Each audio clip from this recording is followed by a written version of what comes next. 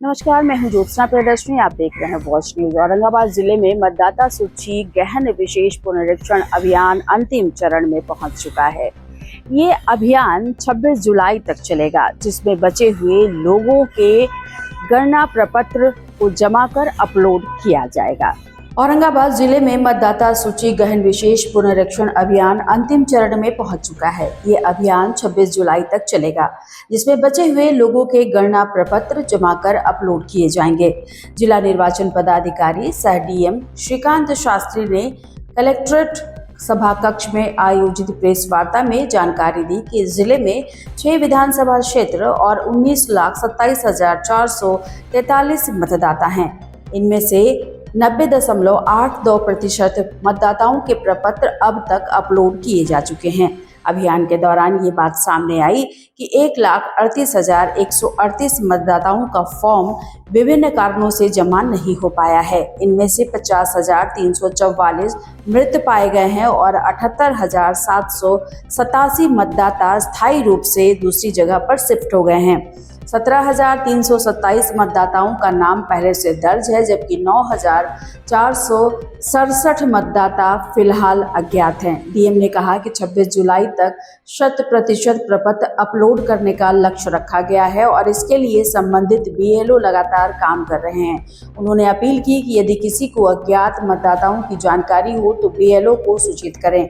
विधानसभा क्षेत्रवार रिपोर्ट के अनुसार सबसे अधिक रफीगंज विधानसभा के 11,717 मतदाता स्थायी रूप से शिफ्ट हो गए हैं। नवीनगर की अगर बात करें तो 10,250, औरंगाबाद के 10,185, कुटुंबा के 9,163, गोह के 9,511 और ओबरा के 7,961 मतदाता दूसरी जगह शिफ्ट हुए हैं।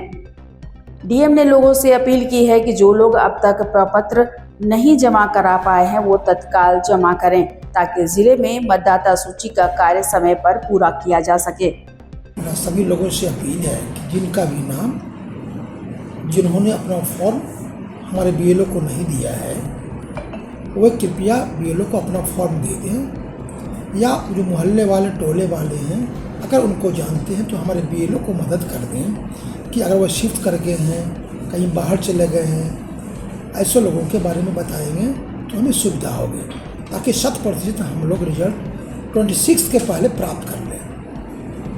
ये अपील मुझे आपके माध्यम से करनी है। इसमें आप सभी लोगों का सहयोग चाहिए, ताकि कोई भी मतदाता हमारा छूटे नहीं और हम लोग पूरी एफिशिएंसी के साथ में 100% रिजल्ट हासिल कर सकें। मिलना शुरू हो गया है। एक बात मैं आपको बताऊँ कि 3 कैटेगरी के लोग हम इसमें मानते हैं। एक तो जिनका नाम 2003 वोटर लिस्ट में है, उसमें कहीं कोई इशू भी नहीं है। हमारे पास में ईसीआई नेट पर ईसीआई के द्वारा दोनों का लिस्ट ले दिया गया है। 2025 में जिनका नाम था वो भी, जिनका नाम 2003 वाला वोटर लिस्ट में उनका भी है। तो हम लोग उस हिसाब से उनको मार्क कर दे रहे हैं। तो 2003 में जिनका नाम है उसमें कोई इशू नहीं है।